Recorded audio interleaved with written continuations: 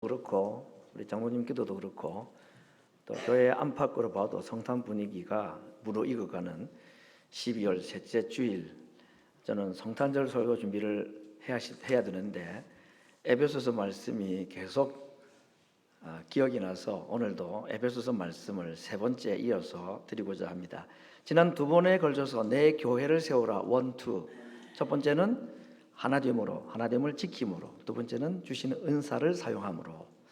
은사를 사용하기에 그 전에 필요한 것이 은혜가 있어야 된다 그랬습니다. 은혜로 은사를 사용할 때에 기쁨이 있다. 그래서 카라라는 이 세 헬라어 단어를 가지고 이 세 단어의 연관성에 대해서 말씀을 드렸고, 그리고 은혜를 우리에게 주시기 위해서 하늘로 올라가시는 우리 주님께서 내려주신 두 가지의 선물이 있었다고 그랬습니다. 하나는 말씀을 남겨주셨고, 두 번째는 성령님을 보내주셨다 그랬습니다. 그래서 성령께서 말씀으로 우리에게 은혜를 베푸실 때에 그 힘으로 우리에게 주신 카리스마, 그 은사를 사용할 때에 우리에게는 기쁨, 하나님께는 영광, 교회는 세워진다. 기억나십니까? 기억 안 나시면 정상이고, 기억이 나면 은혜입니다. 오늘은 어떻게 주님의 교회를 세울 것인가? 주제는 나눔이라는 주제입니다. 나눔으로 세울 수 있다, 또 세워야 한다. 이 주제에 대해서 말씀을 드리고자 합니다. 오늘 13절 말씀에 온전케 한다는 단어가 나오는데, 오늘 특별히 이제 이 교회 안에 많은 직분들 가운데서 에베소서에는 교회 이 네 가지 직분을 특별히 강조했다는 것을 지난주에 말씀을 드렸습니다. 사도, 선지자, 복음 전하는 자, 목사와 교사. 이 네 가지 직분은 공통점이 있다면 다 말씀과 관련된 직분이라고 하였습니다. 이 말은 다른 직분이 중요하지 않다는 것이 아니라, 교회가 오늘 본문에 나오는 온전한 사람 또는 장성한 분량으로 자라감에 있어서는 이 말씀의 사역이 굉장히 중요하다는 것을 강조하기 위해서 특별히 에베소 교회는 이 네 직분에 대한 말씀을 하였습니다. 왜 이 네 가지 직분을 주셨는가?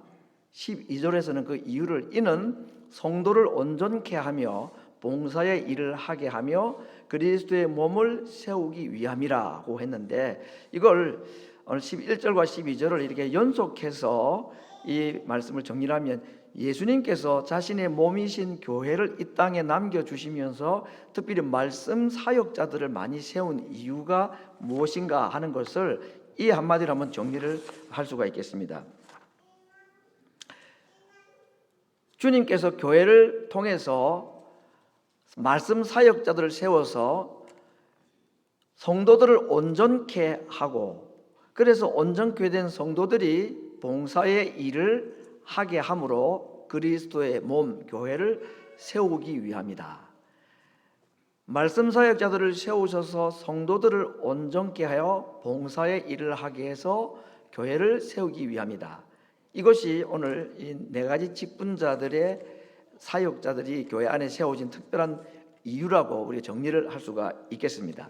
오늘 여기 되게 중요하게 살펴볼 단어가 온전케 하다 하는 단어인데, 이 온전케 하다 하는 단어의 의미는 좀 부담스럽잖아요. 우리 보고 온전하게 돼야 된다 하고 하는데, 근데 마태복음 4장 21절에 베드로와 그의 친구들이 밤새 고기를 잡다가 한 마리 고기를 잡지 못하고 다음날 아침에 그물을 정리하는 장면이 나오죠. 그때 예수님께서 오셔서 말씀을 하시고 다시 배를 띄워 말씀하시고 난 뒤에 그물을 내려라 해서 고기를 잡은 이야기가 나오는데, 거기에 그물을 우리 한글 성경에 깁는다 하는 단어가 나옵니다. 이 그물을 깁는다 하는 단어가 온전케 하다는 단어와 똑같은 단어입니다. 그러니까 우리가 온전케 되라 그러면 굉장히 부담스러운데, 그물 기워라, 떨어진 거 양말도 기워야 되고, 또 그물 떨어지면 그물을 기워야 합니다. 여러분, 저는 바닷가에 살아봤기 때문에 어부들이 고기잡이를 하고 난 뒤에 고기를 다 정리하고, 쓸고기, 모슬고기 다 정리하고 해초 떼어내고 난 다음에 그물을 기워요. 그거 피곤한데 왜? 그래야 그날 밤에 또 고기 잡을 수 있으니까. 그물 정리 안 하고 그물 기우지 않고 아무리 그물을 많이 내려봐도 허탕입니다. 그래서 오늘 이 온전케 된다는 말은 영어 성경에는 미리 준비하다, prepare라는 단어 또는 mending, 뭔가를 보수하고 수정하는 그런 의미로 이 단어를 사용하고 있다는 거 보면 우리가 이 신앙생활을 하고 특별히 교회를 섬기고 봉사함에 있어서 때로는 지치고 힘들고 마음 상하고 이럴 때가 있죠. 우리가 경험해봐서 압니다. 정말 보수하고 정돈하고 다시 회복되지 않으면 이 사명 감당하기가 참 어렵다는 겁니다. 근데 온전케 하다는 이 단어가 가지고 있는 진짜 원래 의미는 뼈가 부러졌을 때 팔과 다리에 부러진 뼈를 다시 회복시켜라 하는 의미가 있는 단어입니다. 우리가 뼈가 부러졌는데 운동장에 뛰어나가서 운동할 수 없죠. 그물이 구멍이 났는데 그물 내릴 수가 없습니다. 회복이 돼야 되고 또 그물이 정리가 돼야 된다. 이것이 오늘 온전케 되어야 뭘 할 수 있다는 거죠? 봉사의 일을 할 수 있다. 근데 이 우리를 회복하고 고치고 보수하고 지치고 힘든 우리의 이 마음을 또는 교회 봉사하다가 남에게 상처받은 이 마음들을 회복하고 치료하고 고치고 하는데 무엇이 필요하다 말씀이죠? 말씀이 필요하다 하는 겁니다. 휴식도 필요한데 말씀이 필요합니다. 말씀이 우리를 고친다고 성경에서 말씀하기 때문입니다. 그래서 오늘 우리가 이 에베소 교회에 이 그물을 고치는 것과 같이 또는 말씀을 통해서 우리가 다시 회복되고 치유가 되어야 된다는 이 말씀을 하실 때에 사도행전 20장 32절에 보면 내가 너희를 주와 및 그 은혜의 말씀께 부탁하노니, 이것은 바울이 어느 교회에 두고 한 말이냐, 바로 이 에베소 교회에 두고 한 말씀입니다. 에베소 교회에 쓴 편지가 에베소서인데 사도행전 19장 20장에 보면 바울이 다시 전도 여행 중에 예루살렘으로 돌아가는 길에 이 에베소 교회 교인들 대표자들을 불러내어서 말씀한 내용이 나오는데, 그때 이 이야기가 내가 너희들을 주와 그 은혜의 말씀께 부탁한다. 말씀이 그들을 고쳐주고 붙잡아주기 때문에 그 말씀이 너희를 능히 든든히 세워준다고 말씀했습니다. 왜냐하면 말씀이 곧 예수님이기 때문에 우리를 고치고 든든하게 세우고 회복하실 수 있는 분은 예수님밖에 없고 말씀밖에 없기 때문입니다. 말씀은 우리를 가르치기도 하죠. 그래서 그걸 인포메이션이라고 할 수 있는데, 말씀 우리를 가르칠 뿐만 아니라 우리를 변화시킵니다. 그래서 단순히 정보를 전달하는 교육이 아니라 우리를 변화시키는 트랜스포메이션이 일어나도록 하는 것이 말씀이다. 그래서 여러분, 말씀이 아니면 우리가 제대로 회복되고 치유가 되지 않기 때문에 그 말씀에 붙잡힌 바 된 삶을 살아야 된다 하는 것이 오늘 에베소 교회 많은 직분 가운데 말씀 직분자들을 많이 언급한 이유라고 할 수가 있겠습니다. 결국 하나님께서 우리를 변화시키기를 원하십니다. 이게 진정한 영적인 성숙인데, 영적인 성숙이라는 것은 변화된 것인데 뭐가 변화된 것이냐? 우리의 성품의 변화입니다. 여러분, 하나님은 우리를 몸도 고치기를 원하고 우리의 망가진 삶도 고치기를 원하시고 사람과의 관계 회복도 고치기를 원하시는데, 하나님이 정말 고집스럽게 우리에게 끊임없이 고치기를 원하시는 대상이 뭐냐? 우리 마음, 우리 성품 고치기를 원하십니다. 그래서 말씀을 통해서 이 성품을 고쳐주기를 원하신다고 말씀하고 있습니다. 에베소 교회는 특별히 바울이 한 2년 정도 머물면서 집중적으로 말씀을 전한 이야기가 나옵니다. 19장에 보면 이 에베소 교회에 2년 머물면서 매 주일마다 안식일 날 회당에 가서 말씀을 전한 것은 기본이고, 그 외에 3개월 동안에 하루에 5시간 집중적으로 말씀을 두란노 서원에서 전한 이야기가 나옵니다.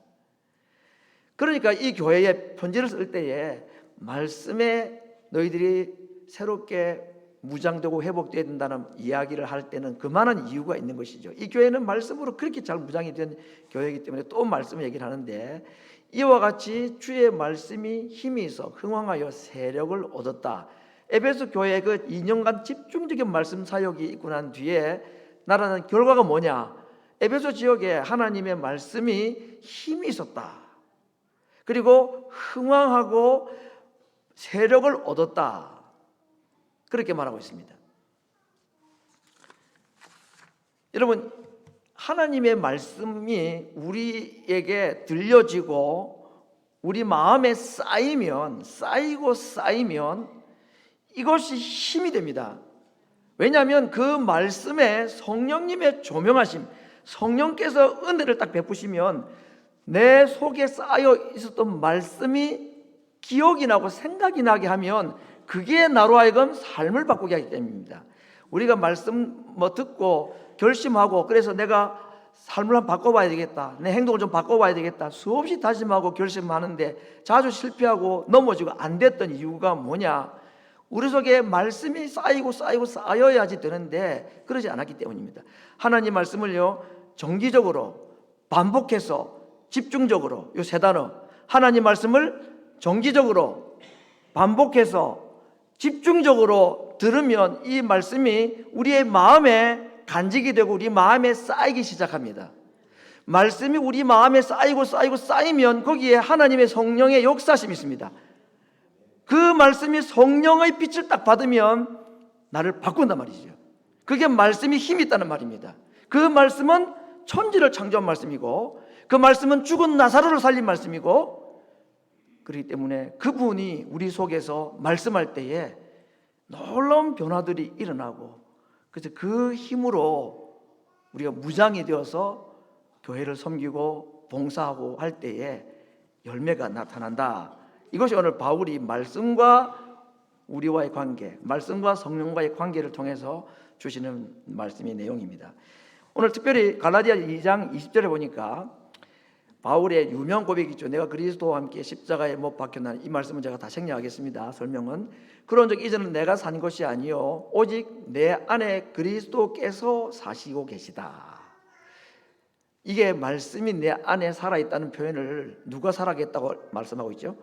그리스도가 살아계시다. 말씀이 그리스도이기 때문에 예수님이 내 안에 살아계시면 내가 강해지고 내가 변화됩니다. 내가 변하면 다른 사람도 변화시킬 수 있습니다. 사람 변화시키는 거 내가 못합니다. 해보셨잖아요. 안 되죠. 자식이 변화가 되던가요? 내가 아무리 꾸지람하고 회초리를 들어도 안 되죠. 확실하게 경험했습니다. 사람은 내가 못 바꾼다. 근데 하나님은 바꾸십니다. 근데 나를 통해서 바꾸시는데, 사람 바꾸기 전에 그 저놈 좀 바뀌었으면 좋겠다 싶은 그 대상 바꾸기 전에 누구부터 먼저 바꾸시느냐? 그를 통해서 나를 먼저 바꾸기를 원하십니다. 이 나를 바꾸는데 반드시 필요한 게 뭐냐? 말씀입니다. 자꾸 듣고 마음속에 간직하고 할 때에 성령께서 은혜를 딱 베푸시면 그 말씀이 나를 바꾸십니다. 절대로 바뀔 것 같지 않은 내가 바뀌고, 내가 바뀌면 사람이 바뀌죠. 주변 사람들이 바뀌기 시작하는 것입니다. 이게 교회를 세우시는 방법이라고 바울이 그렇게 말하고 있는 거죠. 오늘 13절 말씀을 한번 정리를 다시 해보겠습니다. 중요한 말씀입니다. 우리가 다 하나님의 아들을 믿는 것과 아는 일에 하나가 되어 온전한 사람을 이루어 그리스도의 장성한 분량이 충만한 데까지 이르리니, 이는 우리가 이제부터 어린 아이가 되지 아니하여. 아무튼 성경이 다 좋은 말씀이 많은데 13절만 봐도요 어려워요. 이게 무슨 말씀이? 좋은 말씀은 다 갖다 넣어놨는데 이게 도대체 무슨 말씀입니까? 제가 순서를 밑에서부터 1번, 2번, 3번 순서로 했습니다. 자, 첫 번째, 하나님께서 우리를 또는 나를 장성한 분량에 자라기를 원한다. 어린 아이가 아닌 어른이 되기를 원한다라고 말하고 있습니다. 여기서 장성한 사람이 되기 위해서는 그 이전에 먼저 될 게 온전한 사람이 되어야 된다. 이게 무슨 말일까요? 여기서 장성한 사람이 되라는 말은 우리 개인이 신앙 좋은 사람이 되라, 개인적으로 신앙 좋은 사람이 성숙한 신앙인이 되라는 말이 아닙니다. 그런 말씀들이 성경에 많이 있지만 오늘 에베소에서 말씀하시는 교회, 사람, 너, 이건 전부 공동체 교회를 말합니다. 그러므로 장성한 사람이 되라는 말은 내 개인에게 하신 말씀이 아니라 우리 모두에게 하신 말씀입니다. 마치 우리의 몸에 여러 가지 지체가 있지만 내가 한 명 사람이듯이 교회 안에 각각 다양한 성품, 신앙 배경, 색깔 모든 것이 다 다른데 그런 사람들이 함께 모여서 머리이신 예수님을 중심으로 한 몸이 될 때에 이게 장성한 사람이 되는 것이다 라고 말합니다. 그것을 오늘 바울은 완전한 사람이라고 말합니다. 온전한 사람. 영어로는 a perfect man입니다. 세상에 완벽한 사람이 있습니까? 그런데 세상에 완벽한 사람은 없는데 교회는 하나님께서 완벽한 교회가 되기를 원하시고 완벽한 한 사람처럼 교회가 되기를 원하신다. 그래서 교회가 온전한 사람, 완벽한 사람이 되기 위해서는 무엇을 해야 되느냐? 하나님의 아들을 믿는 것과 아는 일이 필요하다 하는 겁니다. 모든 성도들이 다 하나님의 아들 예수님에 관해서 바르게 알고 또 믿는 그 일에 모든 사람들이 함께 하기를 원한다. 하나가 되기를 원한다 하는 말입니다. 이게 오늘 에베소 교회를 하나님께서 이렇게 하나의 장성한 성인처럼 세워서 아주 영향력 있는 힘이 있는 일을 좀 잘할 수 있는 사람으로 교회를 세우기를 원하시는 방법을 그렇게 말씀해 주고 있습니다. 자, 여기에 오늘 첫 번째 우리가 생각해야 될 것은 하나님의 아들을 믿는 것과 아는 일, 영어 성경은 knowledge of the Son of God겠습니다. 하나님 아들에 대한 지식, 뭘 통해서 우리가 하나님을 알아갈 수 있습니까?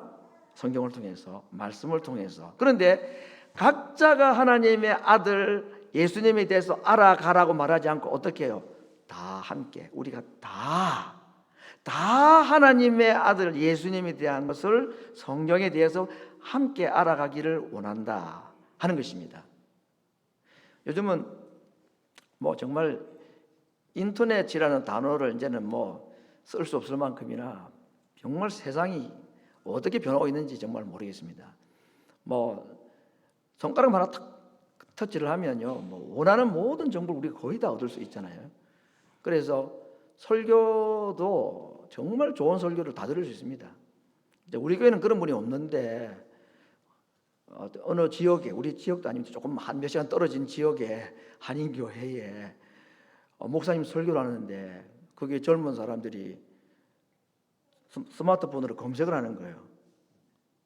그래가지고 딱 오늘 목사님 설교 이분 설교하고 있구나 이런 거 알아내가지고 교회 가지고 참 예배 시간에 할 일이 그렇게 없나 모르겠습니다만은 요즘은 설교들이 설 자리가 없습니다. 이제는 목사보다 더 좋은 설교를 챗GPT가 다 만들어줍니다.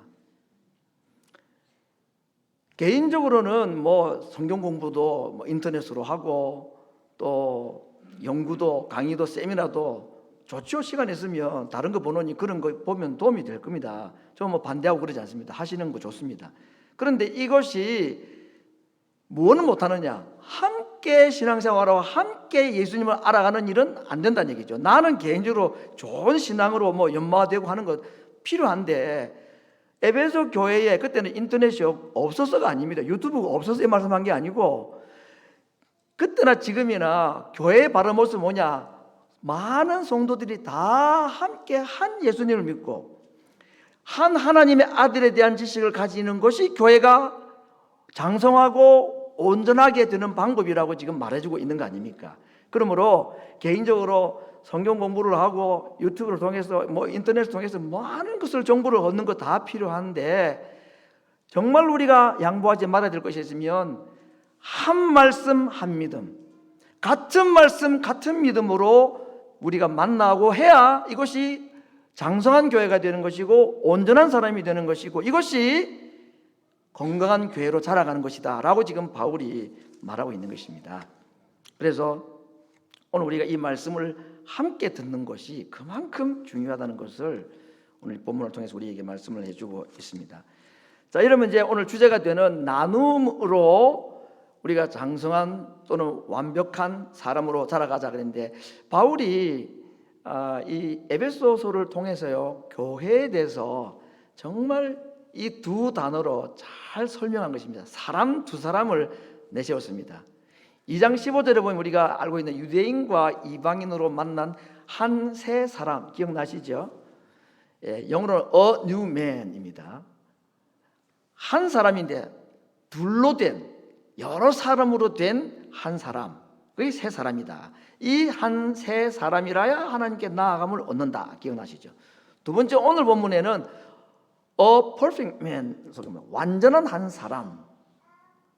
무엇이 완전한 한 사람인가요?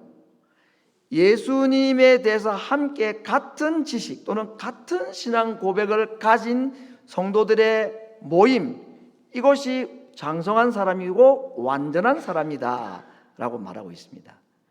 이 두 사람들만 우리 교회가 경험할 수 있다면 얼마나 좋을까. 그러기 위해서는 우리에게 이 말씀의 공유, 한 말씀, 같은 신앙을 가지는 것이 필요하다는 것을 말씀해 주고 있습니다. 오늘 주제는 나눔이라는 것인데, 어떻게 우리가 교회를 세워나갈 수 있느냐? 은사를 사용함으로, 하나가 됨으로. 오늘 본문은 이제 나눔으로라는 것인데, 이 나눔에 대한 얘기를 할 때 제가 오래전에 기억이 나는 사건이 하나 있었습니다.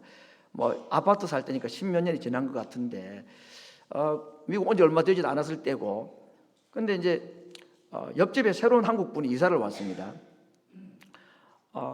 반가워서 서로 인사도 나누고 했는데, 나눠보니까 그 남편이 이제 목사님 아들이에요. 저도 목사 아들이고, 그래서 공동점도 있고. 근데 저는 그때 아주 중고 그 5인승 그 승용차를 하나 가지고 있었는데, 이분은 미국 금방 왔다는데 미니밴을 타고 다니더라고요. 아주 새 차는 물론 아닌데 그걸 신경을 안 써도 되는데, 와, 저분은 도대체 어떻게 미니밴을 오자마자 살 수 있는 사람이 있나? 뭐 이런 생각을 하고 있었습니다. 제 딴에는 괜히. 그래서 주고받고 대화를 하는데 보니까 애가 넷이야. 그러니까 뭐 승용차 한 대 가지고는 안 되고, 이분이 제 얘기를 하더라고요. 제가 물어보지도 않았는데 자기가 아이가 넷인데 승용차 한 대 가지고는 안 되고, 하나님께 기도를 간절히 했답니다. 미니밴이 필요하니까. 그런데 그 같은 교회에 있는 성도 중에 한 분이, 그분도 기도하다가 성령의 교통하심이 있었던 것 같아요. 아무래도 저 집에는 승용차 가지고 안 될 것 같은데 미니밴이 있어야 되겠는데 싶어서 자기가 쓰던 미니밴을 그냥 공짜로 줬대요. 그래서 받은 미니밴, 그 얘기 안 했으면 제가 마지막까지 시험 들었을 겁니다. 뭐야? 이거가 시험 드는 것도 말이 안 되지만 사람이 옹졸하기 짝이 없더라고요. 비교하려니까 그런 것까지 비교도 하고. 제가 미안하기도 하고 너무 감격이 되어가지고, 그날 저희 집에서 여러 명 것 같은데 콩국수를 저희들이 먹었는데, 콩국수를 제가 다 하나 준비해서 그 집에 전달해 줬습니다. 점심시간에. 그랬더니 저녁에 이분이 감자탕을 가지고 왔어요, 저희 집에. 제가 이 나눔이라는 얘기 할 때에 이야기도 나누고 그랬더니 오해도 풀어지고 음식도 서로 나눠가면서 굉장히 가까워졌습니다. 이 나눔이 정말 얼마나 소중한가 하는 것을 이 이야기를 준비하면서 제가 한번 생각을 한 적이 있었습니다. 뭘 나눠야 될까? 이게 중요하지요. 콩국수도 나누고 감자탕도 나누고 떡도 나누고 다 나누는 것이 필요한데, 교회가 장성한 또 완전한 한 사람, 영향력 있고 힘 있는 교회가 되기 위해서는 그것도 나눠야 되는데, 그것만 가지고는 안 되고 반드시 이걸 나눠야 된다. 뭐죠? 하나님의 말씀을 나눠야 된다, 이 얘기입니다. 그래서 교회 안에 많은 직분들 가운데서 말씀 사역자들을 유독 에베소서는 강조하고 있다 하는 얘기 아닙니까? 자, 여기에 장성한 사람이 되어서 우리가 자라기 위해서는 말씀을 내가 받고 그것을 나눠야 된다라고 말하는데, 우리가 다 그래. 영어로는 we all 그랬습니다. 몇몇 사람 빠지고 서로 마음 맞는 사람끼리만이 아니라 모든 사람이, 오늘 우리 1부, 2부 같은 말씀을 다 들었습니다. 주일학교 아직까지 다 들으면 다 좋지만 언어 때문에 서로 같이 입을 못 들으니까 어쩔 수가 없지만요, 오늘 예배를 드리고 난 다음에 우리가 깨달음이 있고, 우리가 그걸 은혜라고 말하잖아요, 그렇죠? 하나님께서 우리에게 주시는 깨달음과 은혜가 있으면 우리 마음속에 잘 간직하는 것으로 끝나서는 안 됩니다. 지난주 말씀드렸습니다. 은사는 왜 주셨습니까? 간직하라고 주신 것이 아니고 사용하라고. 은혜는 왜 주시느냐? 간직하라고 주시는 것이 아니라 나누라고. 제가 은사 그러면 사용하라고, 은혜 그러면 나누라고, 이렇게 답을 해보겠습니다. 은사는 사용하라고 주신 것이고 은혜는 나누라고 주셨습니다. 은사 사용하지 않으면 직무유기고 은혜 나누지 않으면 교회를 건강하게 세우는 일에 방해자와 같다. 예수님은 나와 함께 모으지 않는 자는 해치는 자라고 그랬으니까요. 은혜를 나누는 일에 성도들이 함께 참여해야 됩니다. 성도들이 만나서 대화 나누는 거, 남자들은 아무튼 떠나온 지가 수십 년이 됐는데도 여전히 한국 정치에 최고의 관심사를 가지고 있고, 또 뭐 운동에 대해 관심 있는 사람들은 뭐 농구 이야기, 야구 얘기, 뭐 요즘은 필라델피아가 아주 뜨거우니까요. 이 뭐 풋볼이고 뭐 얼마나 할 얘기들이 많은지 모릅니다. 여성도들을 만나면 무슨 얘기하는지 잘 모릅니다. 미장원 얘기하는지 음식 얘기하는지 옷 얘기하는지는 모르겠는데 다 필요하죠. 그런 이야기거리도 필요한데 그럼에도 불구하고 무슨 이야기를 하더라도 꼭 빠지지 말아야 될 대화의 주제가 뭐냐? 말씀이어야 된다는 얘기입니다. 적어도 교회로 만나면, 성도들이 만났을 때는 말씀 나눔이 있어야 된다. 그래야 장성하고 그래야 온전해져 간다. 주의 말씀이 흥왕하니까 세력을 얻고 힘을 얻어서, 그래 말씀이 하셨잖아요. 에베소 교회에 말씀 사역에 대한 이야기를 그렇게 하지 않았습니까? 자, 그러면 이 말씀을 우리가 함께 나누기 위해서는 받은 은혜가 있어야 될 것이고, 그 받은 은혜는 함께 나눠야 되는데 이 말씀을 나눠야 된다 하는 성경이 있습니까? 있죠. 제가 이 말씀의 나눔에 대한 얘기할 때에 오늘 새 성경 구절을 인용할 텐데 그 중에 가장 많이 인용하는 것이 요한 1서 1장 1절에서 4절 말씀 중에 오늘 3절 4절 말씀만 제가 드리기를 원합니다. 하나님의 말씀을 우리가 받을 때에 집중적으로 그리고 반복해서 그리고 계속적으로 말씀을 내 마음속에 받으면 이게 내게 은혜가 되면 그걸 어떻게 나눠요? 오늘 요한 1세 보니까 우리가 보고 들은 바를 너희에게 전한다. 요한이 편지를 쓰면서 이 편지를 받는 사람들에게 우리가 보고 들은 바를 너희들에게 지금 편지를 써서 전하고 있다라고 말하고 있습니다. 요한이 보고 들은 바가 뭐냐? 1절 읽어보면은 이 생명의 말씀에 관하여는 우리가 눈으로 본 바요, 귀로 들은 바요, 손으로 만진 바라. 요한은 예수님의 품에 늘 기대어 살았던 사람 아닙니까? 그러니 예수님을 보고 듣고 만진 체험이 있는 사람이죠. 생생하게 예수님의 심장 박동이 1분에 몇 번 뛰는지까지 알 수 있는 사람입니다. 요한은 예수님은 너무 잘 알아요. 그런데 이 편지를 받는 사람은 예수님을 본 적도 만난 적도 없는 대부분의 사람들이 그렇단 말이죠. 그러니까 내가 예수님이 누군지 나는 잘 알아, 너희는 모르지, 안 가르쳐줘, 이렇게 하지 않고 가르쳐 줄게. 예수님이 어떤 분인지 내가 소개할게. 그래서 이 편지를 쓴다. 편지 쓰는 목적을 그렇게 말했습니다. 왜? 너희와 내가 무엇이 있기 위해서? 사귐이 있기 위해서. 이게 교제라 하는 겁니다. 예수님에 대해서 내가 너희들에게 알려주어서 그래서 너희들과 내가 코이노니아, 교제를 좀 하기를 원한다. 그래서 내가 이 편지를 쓴다. 그리고 이래서 내가 알고 경험한 그 예수님을 너희들에게 편지를 써서 알려주게 되면 어떤 일이 벌어지느냐? 우리와 너 사이에 교제가 있게 되지만 우리에게 기쁨이 어떻게 된다 그랬죠?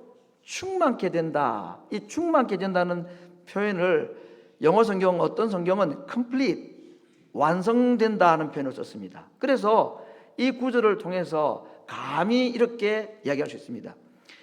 하나님께서 우리에게 말씀을 통해 주신 은혜, 이거 정말 중요한 겁니다. 여러분, 말씀을 통해 주신 은혜가 얼마나 우리에게 중요하고 필요하고 강력한지 모릅니다. 하나님께서 우리에게 말씀을 주셨을 때 그것이 은혜가 되는 것은 나누기 전에는 완성된 게 아니다. 나누지 아니한 은혜는 반쪽짜리다 라고 해도 틀리지 않다는 얘기입니다. 주님의 교회는 은혜 받은 자들의 은혜 나눔으로 풍성해지고 점점 자라가게 되기 때문입니다. 좋은 프로그램이나 시설물이 교회를 자라게 하는 것이 아니고 교회를 건강한 하나의 장성한 사람으로 만들어가는 데는 반드시 필요한 것이 말씀과 그 말씀에 통한 은혜를 함께 나눌 때에 교회가 자라가게 된다. 그리고 그 강하고 건강한 교회, 그 장성한 교회 안에 들어오는 사람들은요, 자동적으로 그런 정도로 영적으로 굉장한 은혜를 받고 자라가게 되는 것입니다. 하나님의 은혜를 받으면 성도는 첫째 강해집니다. 정말 강해집니다. 그리고 그 하나님의 은혜가 우리의 모든 문제들을 이기게 하는 힘과 능력이 있기 때문에 개인도 교회도 은혜가 필요하고 그 은혜의 나눔을 통해서 은혜의 풍성함이 정말로 필요하다는 겁니다. 하나님께서 우리에게 은사를 주신 건 뭐하라고 주셨다 그랬죠? 사용하라고. 누구를 위해서? 남을 위해서. 그게 교회 하나님의 영광을 위한 것이라고 되어 있습니다. 하나님께서 우리에게 은혜를 주십니다. 말씀을 통해서. 왜 주시는지 아십니까? 나누라고. 그래서 뭐 하려고?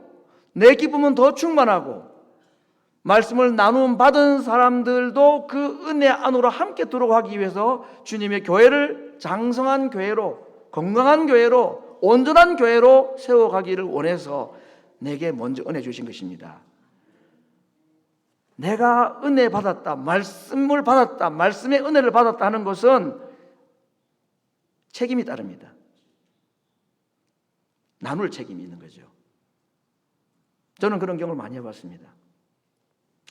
저는 코로나 한 2020년, 21년 이때에 우리가 오후에 모임이 없었죠. 뭐 주일 예배도 10명씩 모이고 이랬을 때니까 예배를 1부, 2부 때 3부까지 드렸습니다. 예배 드리고 난 다음에 오후 2시쯤인가 온라인으로 줌으로 몇몇 성도들이 들어와서 말씀 나눔 운동을 했었습니다. 그때 몇 분이 들어오셔서 하는데 그날 제가 설교한 거 아닙니까? 그런데 그때 그 집사님 한 분이 그날 깨달은 말씀의 은혜로 서로 이야기하는데 제가 되려 은혜 받은 겁니다. 좀 일찍 말씀해 주면 내가 그거 설교할 때 써먹어야 되는데 다음에 설교하면 더 해야 되겠다. 진짜 그런 일이 한두 번이 아니었습니다, 여러분. 말씀이 서로 주고받기 시작하면요, 이게 감당할 수 없을 만큼 커져버립니다. 이게 보지 못했던 은혜의 세계가 보이기 시작하고 깨닫지 못했던 말씀이 나누기 시작하면서부터 깨달아지기 시작하고, 더 놀라운 것은 그날 그 사람에게 그 깨달은 말씀의 은혜 나눔이 반드시 필요한 말씀인 사람들이 있더란 얘기입니다.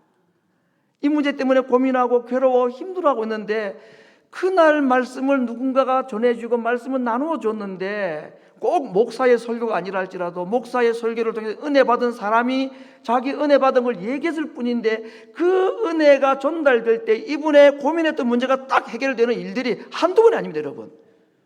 누가 해결하십니까? 성령이 하시는 겁니다. 사람이 하는 게 아니라니까요. 그래서 말씀 딱 받고 겸손하게 잘 간직하지 마시고 나눠야 됩니다.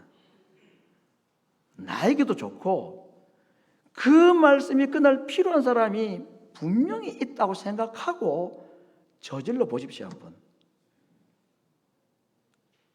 모든 거 하나님께 맡기고 그 말씀 때문에 그날의 고민이 문제가 해결되는 사람이 있다면 이거 할 만한 일 아닙니까?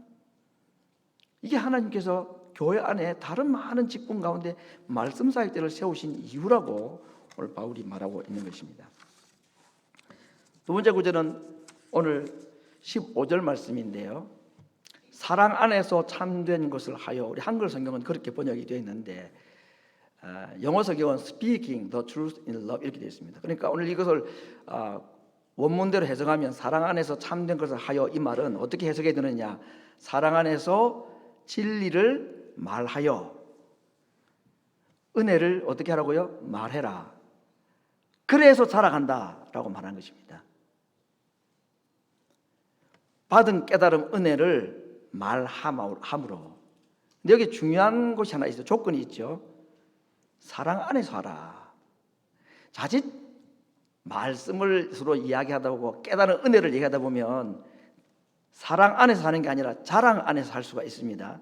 자랑하는 게 아니라 사랑으로 하는 것.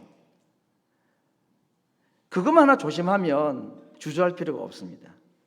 받은 은혜를 나눌 때에 정말 놀라운 일들이 우리 가운데 일어난다라 하는 것입니다. 성경 구절 하나를 더 소개하겠습니다. 골로새서 3장 16절 말씀. 그리스도의 말씀이 너희 속에 풍성히 거하여 모든 지혜로 피차 가르치며. 누가 한 사람이 일방적으로 가르친 게 아니라 서로 가르친다. 가르친다는 말이 좀 부담스러우니까 오늘 주제에 있는 단어라면 어떻게? 나누고 서로 피차 나누어라. 그리스도의 말씀이 우리 가운데 풍성하게 거하면 그것이 마치 물이 차고 흘러 넘치듯이, 가지가 자라 담장을 넘어 남의 집에 넘어가듯이 우리 속에 말씀이 넘치면 이것이 다른 사람에게까지도 전해지고, 이게 피차 가르치는 것, 피차 서로 나누는 것입니다. 그렇게 할 때에 교회 안에 이런 풍성한 성장함이 있게 된다. 오늘 요한 1서의 말씀, 또 오늘 15절에 있는 말씀, 골로새서에 있는 말씀을 가지고 이렇게 성경 말씀, 우리에게 말씀의 나눔에 대한 이유와 방법을 자세하게 소개하고 있습니다. 이제 마지막으로 제가 소개할 구절은 사도행전에 있었던 첫 번째 교회인 소위 초대 교회에 일어났던 장면을 제가 두 구절을 소개를 합니다. 사도행전 2장 42절과 47절 말씀. 저희가 사도의 가르침을 받아 서로 교제하며 떡을 떼며 기도하기를. 네 가지가 있었습니다. 첫 번째가 뭐죠? 가르침을 받는 것. 성경 말씀을 배우는 거 있죠, 그죠? 예, 이게 오늘 말씀이 우리를 든든히 세운다는 이야기의 대표적인 모델이라 할 수 있습니다. 두 번째는 교제했다. 뭐 어떻게 교제했는지 모르겠는데 교제의 방법 중에 하나가 보니까 떡을 뗐다 그랬어요. 사람이 떡으로만 사는 건 아니지만 떡이 있어야 사는 거 맞죠? 제가 보니까 떡은 만국 공통어입니다. 먹는 음식 앞에서 언어가 필요 없어요. 그때는 아무 말이 안 통해도 음식 앞에는 그냥 이게 다 공통의 언어가 되어버리는 거잖아요. 그렇죠? 아니 내가 누군가를 말이 잘 안 통하는 뭐 히스패닉이든지 누군가 있어서 교회 우리 집에 초대했습니다. 말도 제대로 안 통해도 내 하고 싶은 얘기가 그 마음이 다 전달되는 거 아니겠습니까? 근데 사람이 떡으로만 안 되고 하나님이 입으로 나오는 모든 말씀 일하야지 된다고 했기 때문에 우리의 나눔은 또 하나는 생명의 떡, 영혼의 떡인 하나님의 말씀이어야 합니다. 나도 떡이 있어야 되고 너도 떡이 있어야 되고, 나도 하나님의 말씀이 있어야 하고 너도 하나님의 말씀이 있어야 되는 이 두 가지가 다 필요하다는 겁니다. 앞에 말씀드렸잖아요, 그렇죠? 콩국수를 주면 감자탕이 온다니까요. 정말 자그마한 것처럼 보여도 주변에 배고픔이 아니라 관심이 필요한 사람입니다. 음식이 요즘에 배가 고픈 사람이 있어서 주는 게 아니고 관심이잖아요, 그렇죠? 사랑인 것입니다. 음식은 충분히 먹었는데 사랑과 관심에 배고픈 사람들이 우리들 주변에 얼마나 많은지 모릅니다, 여러분. 그들에게 음식으로 다가가는 것이고, 그들이 육체적으로만 배고프고 육체적으로만 외롭고 힘든 것이 아니라 근본적으로 그들의 문제가 뭐냐? 인간들의 문제는 영혼의 목마름이고 영혼의 갈증 아닙니까? 그들에게 필요한 것은 떡도 필요하지만 하나님의 말씀이 필요합니다. 그들에게 하나님의 말씀도 필요하지만 사랑의 관심과 케어가 필요한데 그게 뭐냐? 기도입니다. 여러분, 성도들 사이에 떡의 교제, 말씀의 교제, 그리고 기도의 교제가 있으면 그 교회 강한 교회고 건강한 교회고, 그들은 풍성한 은혜 가운데 정말 힘있는 무장된 하나님 군사들이 될 수가 있습니다. 그들 앞에 세상에 누구도 이길 수 없고 어떤 사탄의 세력들도 그러한 성도도 그러한 교회를 이길 수가 없는 것입니다. 오늘 아침 하나님께서 우리에게 한 교회, 에베소 교회의 모습, 예루살렘 초대교회의 모습을 통해서 어떤 교회가 되기를 원하시는가? 내 교회를 세워달라라고 말씀하시며 우리에게 말씀 주시고 성령으로 받은 은혜의 말씀을 함께 나눔으로 말미암아 사랑 안에서 서로 가르치는 이 일을 통하여서 말씀 안에서 성도들이 강해지는 교회, 그 교회 안에 들어온 모든 사람들이 하나님의 영의 필요를 채워주시는 은혜를 경험하는 그런 교회, 새로운 한 해를 앞두고 우리 온 교회에 이러한 은혜가 있기를 간절히 바랍니다. 이 일에 쓰임받는 은혜의 도구들, 은혜의 수단들, 통로들로 쓰임받는 주신 말씀 사랑으로 잘 전하는 자들 되어서 주님의 몸을 건강하고 장성한 교회로 세워가는 이 일에 앞장설 수 있는 모든 성도들 되시기를 말씀으로 축원합니다. 우리 같이 한번 기도하겠습니다.